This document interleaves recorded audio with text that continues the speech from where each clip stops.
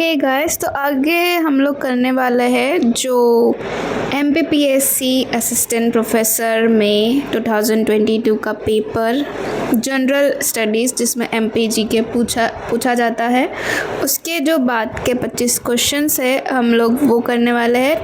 पहले के 25 क्वेश्चन इसके पहले वाले वीडियो में आपको मिल जाएंगे, ठीक है। तो चलिए शुरू करते हैं। क्वेश्चन नंबर 26 कहता है कि बुंदेलखंड में 3 प्रसिद्ध कवि बृहदलयी के नाम से विख्यात है। निम्न में से कौन इसमें शामिल नहीं है? इसूरी, गंगाधर, गुणसागर या ख्याल राम, कौन नहीं है पूछा है। तो इसका आंसर जो है वो हो जाएंगे कौन? इसूरी जो है वो इनमें से इन कवियों में शामिल नहीं है, ठीक है। वैसे तो ये बुंदेली पोइट्स में लेजेंडरी माने जाते हैं, पर ये किसके लिए फेमस है? तो जो फाग उत्सव होता है उसके लिए ये फेमस है, ठीक है। बृहदलयी के लिए फेमस नहीं है। आगे बढ़ेंगे क्वेश्चन नंबर 27 की तरफ। 27 नंबर का प्रश्न हमारे सामने है कि निम्नलिखित में से कौन सा हार्डवेयर नहीं है। हार्डवेयर की बात कर रहे हैं, मतलब कि हार्डवेयर में कौन आते हैं? जो हमें दिखाई देते हैं, है ना। कीबोर्ड दिखाई देता है, CPU दिखाई देता है, मॉनिटर दिखाई देता है। कौन दिखाई नहीं देता है? तो वो है आपका कौन सा? डिवाइस ड्राइवर जो है वो नहीं दिखाई देता है, यानी कि वही हमारा क्या हो जाएगा? आंसर हो जाएगा। पूछा है हार्डवेयर नहीं है, तो डिवाइस ड्राइवर हार्डवेयर नहीं है, ठीक है। आगे बढ़ेंगे प्रश्न नंबर 28 की ओर कि 1 बाइट बराबर है, 1 बाइट बराबर है 1 byte is equal to what, ठीक है। 1 nibble, 1 nibble, 2 nibble, 2 nibble, 3 nibble, 3 nibble या 4 निबल, 4 निबल। तो इसका आंसर क्या हो जाएगा आपका? 2 निबल, यानी कि 1 byte is equal to what? तो 2 निबल, ठीक है। एंड 2 निबल्स बनाते हैं 8 बिट्स, यानी कि 2 निबल्स आपका क्या बनाते हैं? 2 निबल्स बनाते हैं व्हाट? तो 8 बिट्स बनाते हैं, यानी कि 1 निबल क्या करता है? 1 निबल हमारा 4 बिट्स बनाते हैं, ठीक है। कंप्यूटर से रिलेटेड ये क्वेश्चन था। और इसके साथ ही हम आगे बढ़ते क्वेश्चन नंबर 29, प्रश्न नंबर 29 की तरफ कि कृत्रिम बुद्धिमत्ता कौन से उपतंत्रों में ऐसे एल्गोरिदम शामिल है जो स्वयं सीखने और भविष्यवाणियाँ करने के लिए डेटा का उपयोग करते हैं, ठीक है। कृत्रिम बुद्धिमत्ता के कौन से उपतंत्रों में से ऐसे एल्गोरिदम शामिल है जो स्वयं सीखने और भविष्यवाणियाँ करने के लिए डेटा का उपयोग करते हैं? Big data, machine learning, cloud computing या ट्यूरिंग मशीन। क्या हो जाएगा इसका आंसर? तो इसका आंसर हो जाएगा आपका क्या? मशीन लर्निंग इसका आंसर हो जाएगा, ठीक है। प्रश्न नंबर 30, हैकिंग, फिशिंग ईमेल भेजना, रैंसमवेयर किसके उदाहरण है? ठीक है, हैकिंग या फिर सेंडिंग फिशिंग ईमेल्स या रैंसमवेयर किसके उदाहरण हैं? ऑनलाइन बैंकिंग सेवा, तो जी नहीं। हैक से ही हमको पता चल रहा है कि something is illegal, right. Online व्यापार गतिविधियाँ, तो नहीं।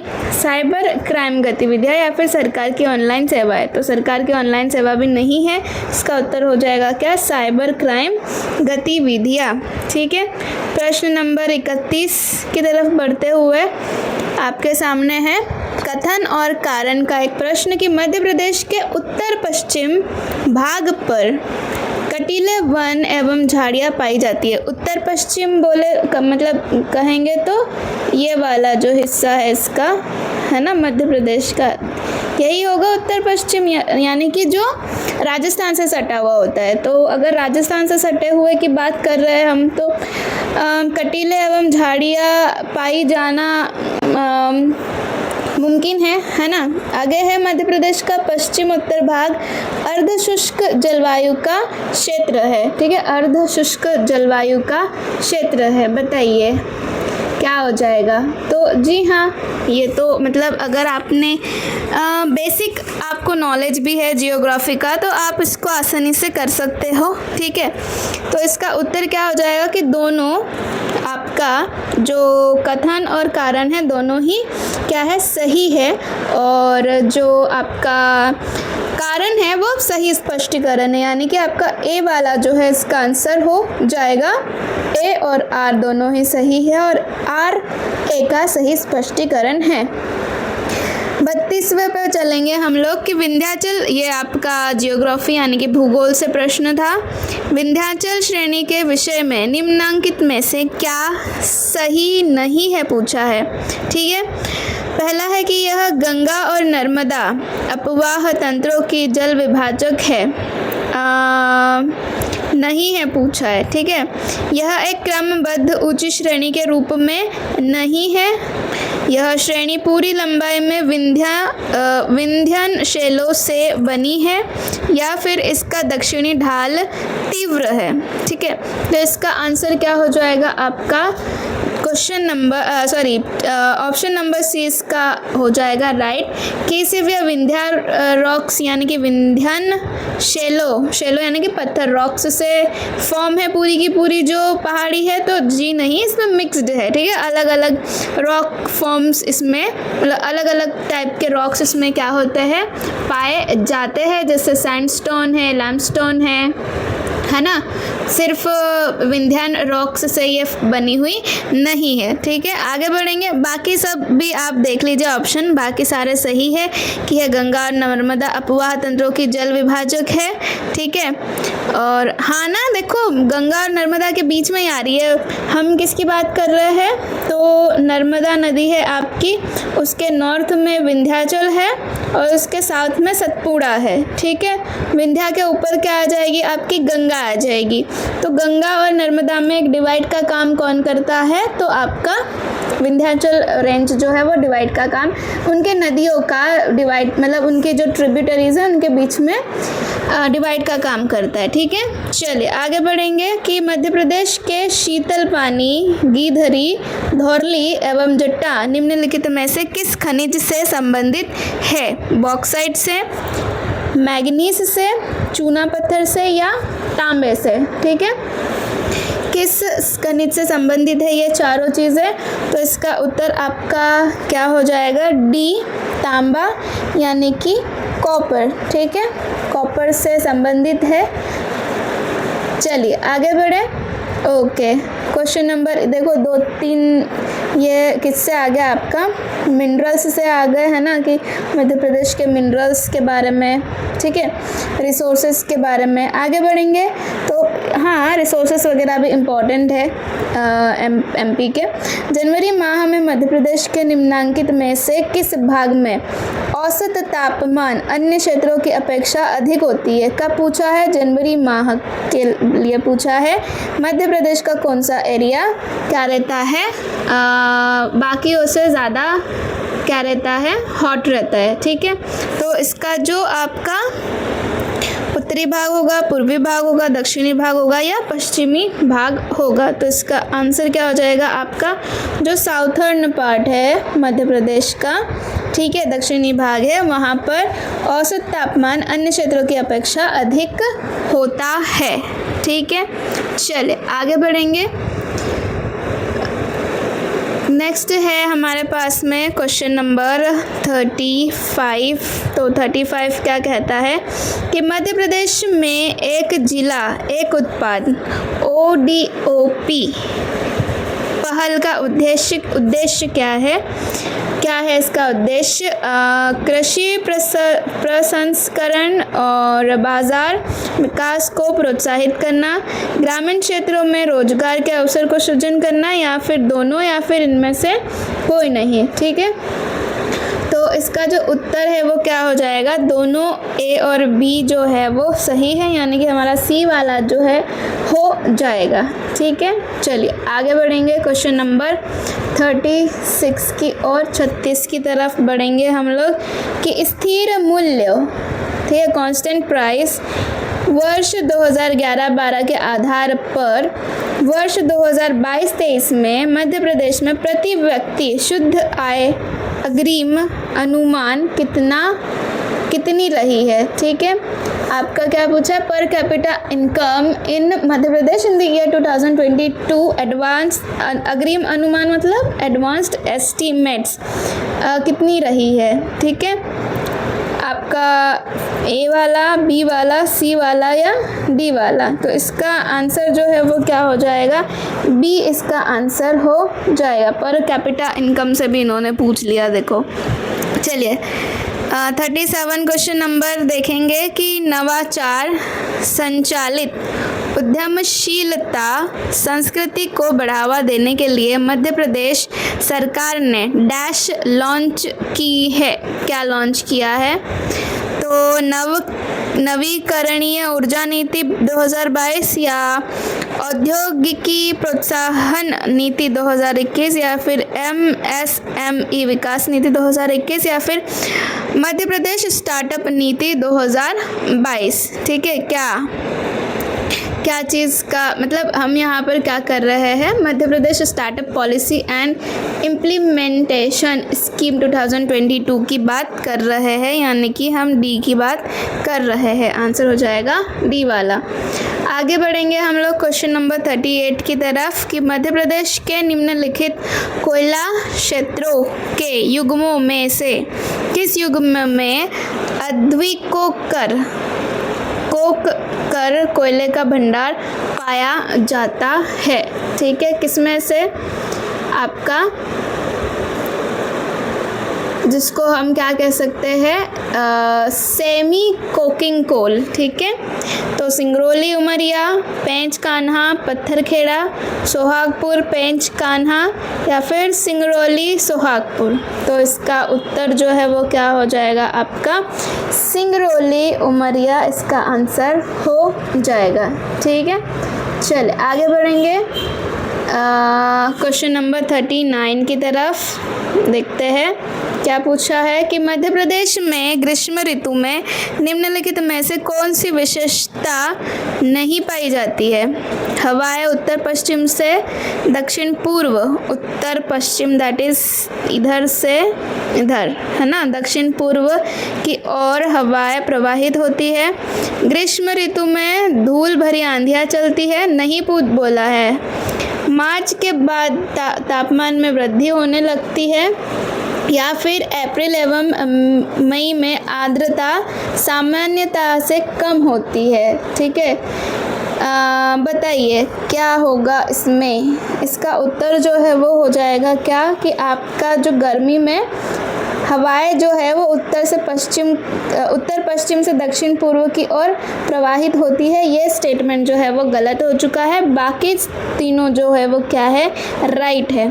ठीक है, चले आगे बढ़ेंगे क्वेश्चन नंबर 40 की ओर कि बिला बांध निम्नलिखित में से किस जिले में स्थित है। बिला बांध निम्नलिखित में से किस जिले में स्थित है। निवाड़ी में, टीकमगढ़ में, सागर में या छतरपुर में, तो इसका उत्तर क्या हो जाएगा, आपका सागर। और किस नदी पे, तो बिला रिवर पे ही है, जो कि बेतवा नदी जो है उसकी क्या है, ट्रिब्यूटरी है। ठीक है, और ये कहाँ पर स्थित है, तो शाहगढ़ शहर है, सागर डिस्ट्रिक्ट के पास में। शाहगढ़ सागर के पास में है, डिस्ट्रिक्ट के पास में। तो वहाँ के एग्रीकल्चर के लिए ये जो है डैम बना हुआ है। वहाँ पर मोस्टली जो डैम्स है वो एग्रीकल्चर के लिए ही बने होते हैं।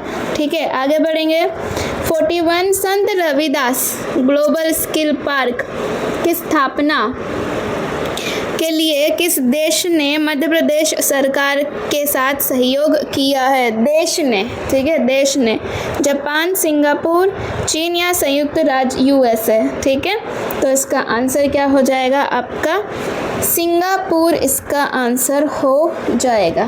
ठीक है, चलिए आगे बढ़ेंगे। नेक्स्ट है क्वेश्चन नंबर 42 कि मध्य प्रदेश में डॉक्टर भीमराव अंबेडकर आर्थिक कल्याण योजना किस वर्ष प्रारंभ की गई थी? किस वर्ष प्रारंभ की गई थी? तो इसका आंसर हो जाएगा क्या आपका दिवाला 2022। ठीक है, चलिए क्वेश्चन नंबर 43 देखते हैं कि वर्ष 2001 से 2011 के बीच मध्य प्रदेश में ग्रामीण शहरी जनसंख्या संरचना के प्रतिशत में किस प्रकार का परिवर्तन हुआ है? ठीक है, तो पहला है ग्रामीण जनसंख्या की प्रतिशत घट गया है और शहरी जनसंख्या आप अगर इसको थोड़ा सा तुक्का लगा के भी अगर करने की कोशिश करते तो ये शायद बन जाता, थोड़ा सा लॉजिक अगर लगाते तो शायद बन जाता। इसको अभी हम देखते हैं। ग्रामीण जनसंख्या के प्रतिशत बढ़ा, ये तो नहीं, गांव में कौन ही जा रहा है, इनफैक्ट गांव से शहर में लोग आ रहे हैं। ग्रामीण तथा शहरी जनसंख्या के प्रतिशत में कमी आई है, नहीं। ग्रामीण तथा शहरी जनसंख्या के प्रतिशत में कोई परिवर्तन नहीं, ऐसा तो नहीं होता है। तो हमारा आंसर क्या हो जाएगा आपका? ए वाला is the right answer. Census से है ये, ठीक है, दोनों ही। क्वेश्चन नंबर 44 पे जाते हुए हम लोग की पूछा है 2011 की गणना के अनुसार मध्य प्रदेश में किस संभाग में शहरी जनसंख्या का प्रतिशत सर्वाधिक था? ठीक है, सर्वाधिक था किस डिवीजन में? उज्जैन में, भोपाल में, इंदौर में या ग्वालियर में? तो इसमें भी अगर आप थोड़ा सा कॉमन सेंस लगाएंगे तो क्या हो जाता है हमारा आंसर? इंदौर संभाग में जो है शहरी जनसंख्या प्रतिशत सर्वाधिक रही है। ठीक है, आप यूँ भी नॉर्मली भी इंदौर एरिया में आओगे तो आपको जो है वो दिख जाएगा अलग से ही कि यहाँ पर कितनी ज़्यादा जनसंख्या है। आगे है मध्य प्रदेश ओलंपिक संघ का कार्यालय किस शहर में स्थित है? ठीक है, the office of Madhya Pradesh Olympic is located in which city? तो भोपाल, इज इट भोपाल, इंदौर, ग्वालियर या जबलपुर? तो इसका आंसर क्या हो जाएगा आपका? जबलपुर। ठीक है, क्वेश्चन नंबर 46 देखते हैं कि वर्ष 2023 की स्वच्छता रैंकिंग में इंदौर के साथ संयुक्त विजेता रहे शहर का नाम क्या है? ठीक है, कौन सा शहर इंदौर के साथ जीता था? तो उसका आंसर क्या हो जाएगा आपका? सूरत इसका उत्तर हो जाएगा। या गुजरात में बहुत सारे ऐसे सिटीज़ है, मतलब गुजरात में देखा जाए तो हाँ, अधिकतर जो शहर है वो बहुत क्लीन है, अधिकतर जगह बहुत क्लीन है। ठीक है, तो सूरत को मिला था इंदौर के साथ में। आगे बढ़ेंगे हम क्वेश्चन नंबर 47 की तरफ कि मध्य प्रदेश शासन की लाडली लक्ष्मी योजना का लाभार्थी वर्ग है, कौन है? तो आपका सामान्य वर्ग की बालिका, अन्य पिछड़ी जाति की बालिका, अनुसूचित जाति व अनुसूचित जनजाति की बालिका। तो यहाँ पर आंसर क्या हो जाएगा? ये सभी लोग, है ना, उपरोक्त सभी इसके लाभार्थी है। आगे बढ़ेंगे क्वेश्चन नंबर 48 की तरफ कि मध्य प्रदेश में बॉक्साइट के संबंध में निम्नलिखित में से कौन सा कथन सही नहीं है? बॉक्साइट एल्यूमिनियम धातु का अयस्क है।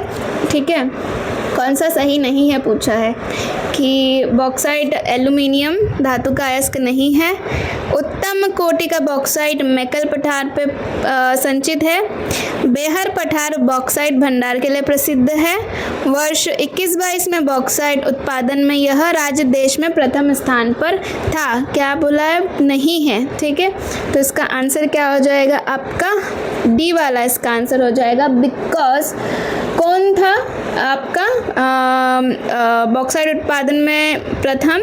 तो दैट इज उड़ीसा। ठीक है, उड़ीसा जो है वो नंबर 1 रहा था, तो मध्य प्रदेश तो हो नहीं सकता है, इसीलिए इसका आंसर भी क्या हो जाएगा आपका?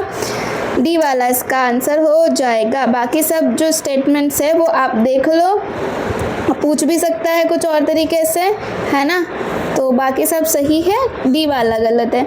मध्य प्रदेश में ग्रिड से संबंध गैर पारंपरिक ऊर्जा के स्रोतों की 31 मार्च 2018 को स्थापित क्षमता में सबसे आगे कौन सा स्रोत रहा है? ठीक है, चले तो इसमें है कौन अपना पवन ऊर्जा, बायोमास, लघु जल विद्युत या फिर सौर ऊर्जा।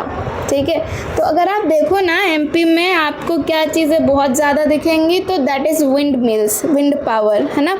आपको बहुत जगह विंड मिल्स ही दिखेगी। तो इसका आंसर भी क्या हो जाएगा, आप अगर आप थोड़ा सा इधर उधर घूमते हो तो आपको दिख ही जाएगा, क्योंकि हमारे एरिया में ही बहुत जगह क्या है, विंड मिल्स लगे हुए हैं। तो इसका आंसर क्या हो जाएगा, आपका पवन ऊर्जा हो जाएगा। ठीक है, आगे बढ़ेंगे हम लोग। 50 लास्ट क्वेश्चन है हमारा एमपीजीके का, मतलब पेपर असिस्टेंट प्रोफेसर 2022 का पेपर 1 का लास्ट क्वेश्चन है ये कि मध्य प्रदेश की निम्नांकित में से कौन सी सिंचाई परियोजना नर्मदा बेसिन से बाहर की है, नर्मदा बेसिन से बाहर की है। ठीक है, बताइएगा। तो देखो, बारना परियोजना, संजय सरोवर परियोजना, सुक्ता परियोजना या मान परियोजना। तो देखो, मान तो मतलब हमारे एरिया में ही पड़ता है, तो ये तो नहीं है। और जो आपका बारना है वो कहाँ पर है, तो रायसेन में है। ठीक है, रायसेन में है। और सुक्ता भी कहाँ है आपका, तो खंडवा में है ये। ठीक है, तो ये सभी कहाँ आते हैं, नर्मदा बेसिन में ही आते हैं। बचा कौन है आपका, संजय सरोवर परियोजना। तो संजय सरोवर परियोजना कहाँ पर आता है, ये हमारे कहाँ पर आ जाएगा, तो जो अपर वेन गंगा है, ठीक है, जो कि सिवनी डिस्ट्रिक्ट में है, सिवनी डिस्ट्रिक्ट में है ये। वहाँ की बाकी सभी चीज़ें कहाँ पर है, नर्मदा बेसिन पर ही बनी हुई है। ठीक है, और यहाँ पर हमारे जो है क्वेश्चंस ख़त्म होते हैं। और एक और पेपर है, मतलब एक और पेपर सॉल्व करने को है, तो हम वो भी सॉल्व करेंगे। And I hope you like this video and it was helpful. And या आप ये वीडियो अपने दोस्तों के साथ शेयर कर सकते हैं। And if you haven't subscribed my channel yet, तो जाने के पहले सब्सक्राइब कर दीजिएगा।